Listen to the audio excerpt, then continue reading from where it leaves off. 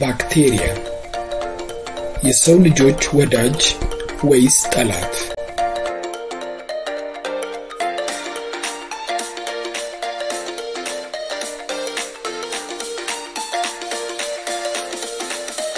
ሰውነታችን የተገነቡባቸው ሴሎች ብዛት 30 ትሪሊየን የሚደርስ ሲሆን በሰውነታችን ውስጥ ያሉት ባክቴሪያዎች ግን ቁጥራቸው ከዚያም በላይ የላቀ እንደሆነና 39 ትሪሊየን የሚደርሱ መሆናቸው አስገራሚ ያደርገዋል።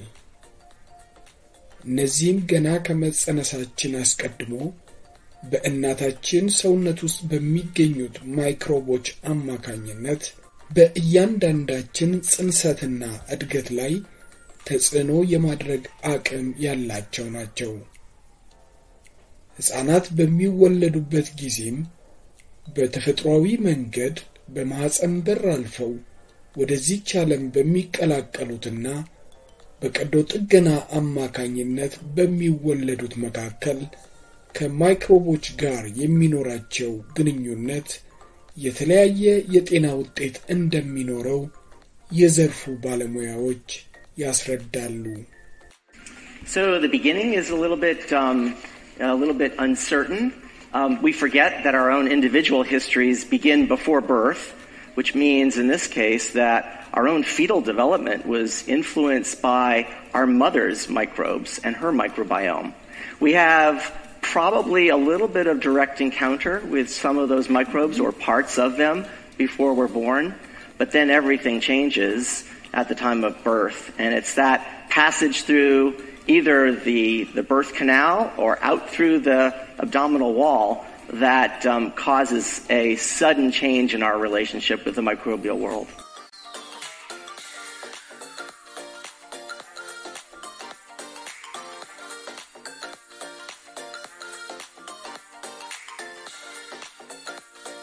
በመወለድ ሂደት ወቅት ካላቸው የመጀመሪያው ተጋላጭነት በተጨማሪ ሕፃናት በተወለዱ ከጥቂት ወራት ጀምሮ 2 ወይም 3 ዓመት እስኪሆናቸው ድረስ በሰውነታቸው ውስጥ የሚኖሩትን አብዛኛዎቹን ማይክሮቦች የሚያገኙቸው ሲሆን በተለይ በአንጀት ውስጥ የሚገኙት የማይክሮባክቴሪያዎች በሽታን የመከላከል አቅምን በማሳደግ ረገድ ከፍተኛ ድርሻ ያላቸው በመሆኑ ከእነዚህ ባክቴሪያዎች ጋር የሚኖረው ግንኙነት መላላት ወይም መቋረጥ ለበሽታ የሚኖረንን ተጋላጭነት ከፍ ያደርገዋል። በሽታን ለመከላከልና ለመቆጣጠር የሚወሰዱት የአንቲባዮቲክ መድኃኒቶች የሕፃናትን ሕይወት ሊቀጥፉ የሚችሉ በሽታዎችን በመከላከል ሕይወታቸውን የሚታደጓቸው የመሆኑን ያህል ከዚያ በተቃራኒው ደግሞ በተገቢው መንገድ ጥቅም ላይ ካልዋሉ በሰውነታቸው ውስጥ የሚገኙትን ጠቃሚ ባክቴሪያዎች በማስወገድ የጎንዮሽ ጉዳት የሚያሳድሩ መሆኑ ትኩረት ሊሰጠው ይገባል። So mostly I talk about the microbes in the gut, and that's where a big part of the immune system is, in the wall of the intestine. And it's pretty clear that there's interaction between the microbes and the immune system and vice versa. And it's become more and more clear that the microbiome is training the immune system. It's teaching the immune system what are the good bugs, what are the bad bugs. And if that training is off, if it's misaligned, then there's a risk that the immune system won't develop in the proper manner. So that's what we think are driving some of the immunologic diseases. Two-way street there. Yes.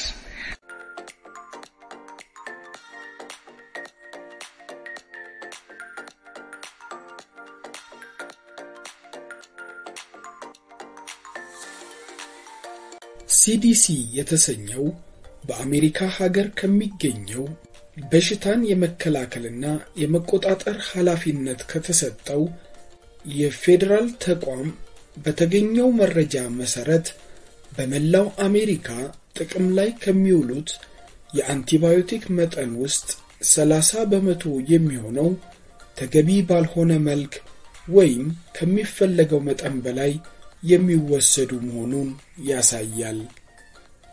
በንጽጽር በስዊድን ሀገር ጥቅም ላይ የሚውለው የአንቲባዮቲክ መጠን በአሜሪካ ውስጥ ከሚወሰደው 40% የሚሆነውን ያህል ብቻ ነው።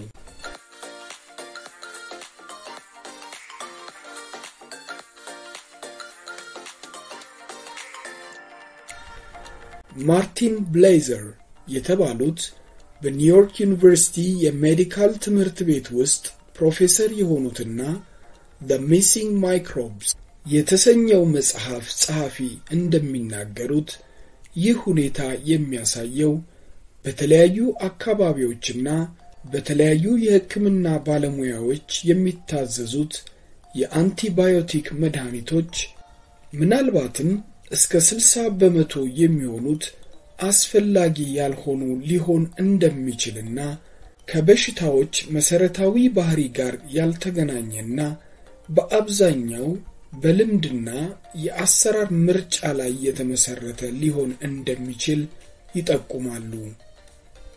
በመሆኑም አንዳንድ የሕክምና ባለሙያዎች አንቲባዮቲኮችን የበለጠ የመጠቀም አዝማሚያን የሚያበረታቱ ሲሆን ሌሎች ባለሙያዎች ደግሞ አንቲባዮቲኮችን በብዛት ጥቅም ላይ ከማዋል የሚቆጠቡ ቢሆንም በሁለቱም ወገኖች መካከል በሽታን ከመከላከል አንጻር ያለው ውጤት ላይ ግን እምብዛም ልዩነት የማይታይበት መሆኑን ማርቲን ብሌዘር ያስረዳሉ። So the point is, as we know, antibiotics are miraculous when they're used appropriately, but they are overused tremendously. The CDC estimated 30% of the antibiotics are overused. I think the actual number is higher. In Sweden, they're only using 40% of the antibiotics that we do. So it suggests that maybe 60% of the antibiotics aren't necessary. And in the U.S., there's tremendous variation between doctors, between regions, parts of the country that aren't explained by differences in disease. They're differences in practice and in culture. Some people and some doctors want to use antibiotics more, others don't. There doesn't seem to be much difference in outcome.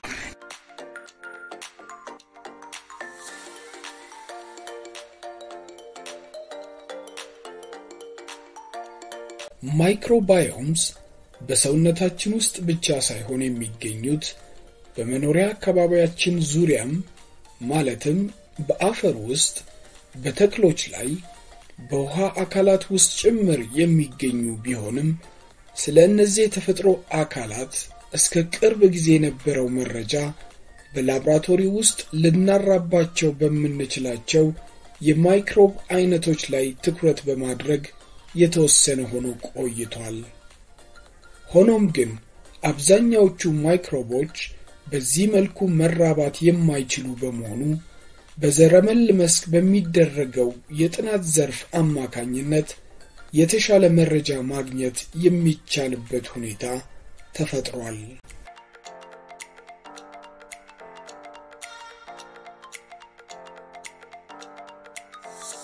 በሰውነታችን ውስጥ የሚገኙት የማይክሮብ አይነቶች ከሰው ወደ ሰው የተለያዩ መሆናቸው ብቻ ሳይሆን በአንድ ሰው ውስጥ የሚገኙትም ቢሆኑ በተለያየ ጊዜ ውስጥ የተለያየ እንደሚሆኑና በተለያዩ የሰውነት ክፍሎች ውስጥ የሚገኙት የማይክሮብ አይነቶችም አንዱ ከሌላው በጣም የተለያዩ ናቸው።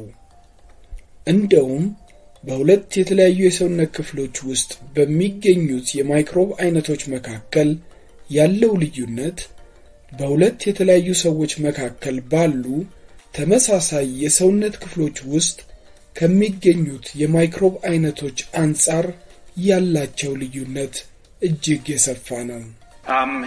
Every person's microbiome, every time you sample it, is unique. So if you sample yourself today 3 different times and you sample yourself tomorrow 3 different times, we can tell those apart from each other. So it's all a matter of scale. It's about how different are you from yourself, how different are you from other people, and which of those differences are large and which are small. And it's important to remember that you don't have just one microbiome. The microbiome of your mouth, your gut, your skin, they're all completely different from one another.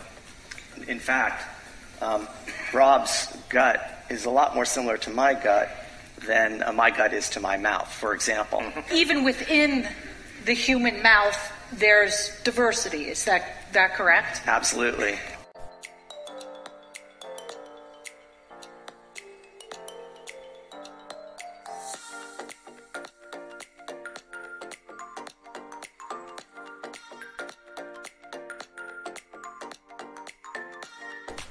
ሰዎች በሰውነታቸው ውስጥ የሚኖራቸው የማይክሮብ ዝርያዎች ከአይነታቸው አንፃር ያላቸው ብዛት ከጊዜ ወደ ጊዜ እየቀነሰ መምጣቱንና በተለይም በዘር ሐረጋችን አማካኝነት እየተወራረሱ ሲመጡ የቆዩትን በርካታ የማይክሮብ አይነቶች እያጣናቸው መምጣቱ አሳሳቢ እንደሆነ የዘርፉ ባለሙያዎች ይገልጻሉ።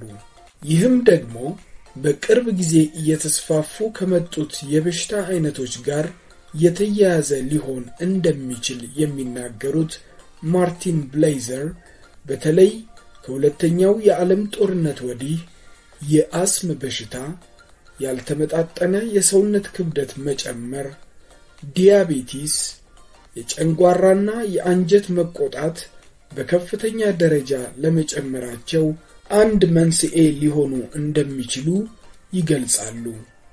ለዚህም ደግሞ የአንቲባዮቲክ አጠቃቀማችንና በቀዶ ጥገና የመውለድ ሁኔታ እየተስፋፋ መምጣቱ የጎላ ድርሻ እንዳለው ፕሮፌሰሩ ይገልጻሉ። So the idea begins with many of the things that we've discussed before. The idea that the microbes that we have in the human body are ancient, that we've inherited them from our ancestors, that they're formed, the structure of our microbiome occurs early in life, that they have benefits to us, they're doing all kinds of good things. And now there's more and more evidence that our microbiome is changing, that we have lost diversity, that we have lost important ancestral microbes. And I hypothesized that this has consequence. And there's more and more evidence that the consequences are related to the diseases that are now becoming epidemic. Since World War II, we've had rises in asthma, in obesity, in diabetes, in juvenile diabetes, in inflammatory bowel disease. And there is an increasing body of evidence for all of these that the change in the microbiome is playing some role in the story.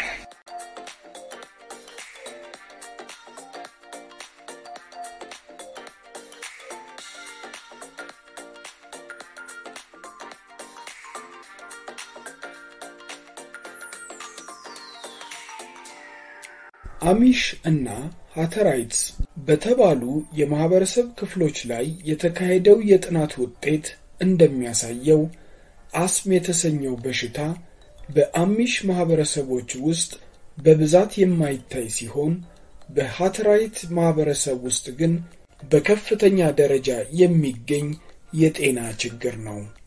ሁለቱም ማህበረሰቦች በግብርና ላይ የተመሰረተ ባህላዊ የአኗኗር ዘዬ የሚከተሉ ቢሆንም በአሚሽ ማህበረሰብ ውስጥ ልጆች ከቤተሰቦቻቸው ጋር ወደ እርሻ ቦታ እንዲሄዱና ከእንስሳት ጋር የቀረበ ግንኙነት እንዲኖራቸው የሚያደርጉ ሲሆን ሃተራይት የተሰኙት ማህበረሰቦች ግን በእርሻ ቦታቸው የሚያከናውኑት ተግባር ከመኖሪያ አካባቢያቸው ጋር የሚኖረው ግንኙነት የተገደበ እንዲሆን ከማድረጋቸውም በተጨማሪ ለግብርና ተግባር የሚገለገሉበትን ልብሳቸውን እንኳን ወደ መኖሪያ አካባቢያቸው ከመመለሳቸው በፊት የሚቀይሩ መሆኑን መረዳት ተችሏል።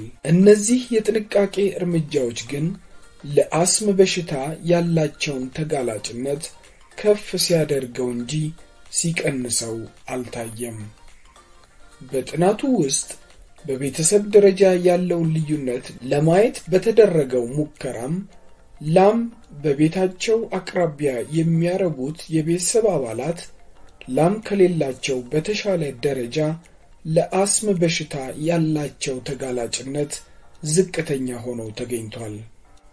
በመሆኑም ባሲለስ ለተሰኙት የማይክሮብ አይነቶች የሚኖራቸው ተጋላጭነት በሁለቱ ማህበረሰቦች መካከል የሚታየውን የአስም በሽታ ስርጭት ከፍተኛ ልዩነት እንዲኖረው መንስኤ መሆኑን ፕሮፌሰር ሮብ ናይት ይናገራሉ።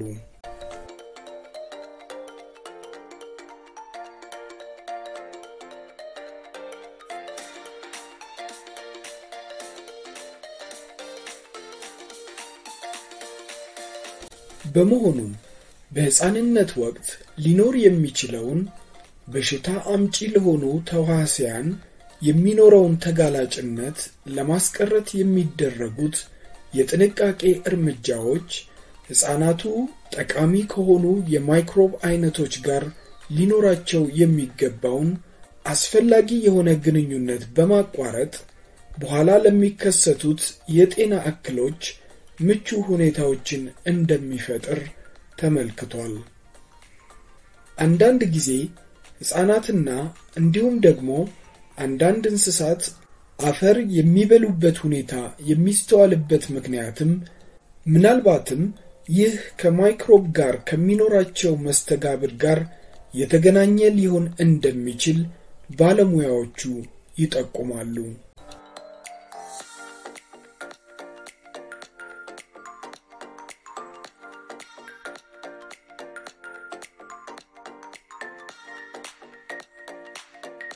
የአንቲባዮቲክ አጠቃቀም ከመጠን ያለፈ ውፍረት ጋር ግንኙነት ሊኖረው እንደሚችል የሚናገሩት ማርቲን ብሌዘር በአሜሪካ ውስጥ ያለው ከመጠን ያለፈ ውፍረት የስርጭት ሁኔታ አንቲባዮቲክ የመጠቀም ልማድ እየጨመረ ከመሄዱ ጋር የተያያዘ ሊሆን እንደሚችል ይጠቁማሉ። በእርግጥ ይህንን ግንኙነት በተጨባጭ መረጃ ለማሳየት ተጨማሪ ጥናቶች መደረግ እንደሚኖርባቸውም ይገልጻሉ። ከመጠን ያለፈ ውፍረት ካላቸው ሰዎች የተወሰዱ ማይክሮቦች የተሰጣቸው አይጦች የውፍረት መጠናቸው ሲጨምር መስተዋሉን በዊስኮንሲን ዩኒቨርሲቲ የማይክሮባዮሎጂ ተመራማሪና የፕሬዝዳንት ባራክ ኦባማ የሳይንስ አማካሪ የነበሩት ጆ ሃንደልስማን የተደረጉ ጥናቶችን በማጣቀስ ይገልጻሉ። Yeah, this isn't my own work, but other people have done obesity experiments where they transfer the microbes from obese humans into mice, and they see the mice gain weight quite dramatically. I think this was one of the turning points in the microbiome research field, because we began to see cause and effect. As Marty said, gain the microbes from obese humans into mice, and they see the mice gain weight quite dramatically. I think this was one of the turning points in the microbiome research field, because we began to see cause and effect. As Marty said, those maps show you great epidemiological similarities and correlations, but this was a direct effect by transferring microbes.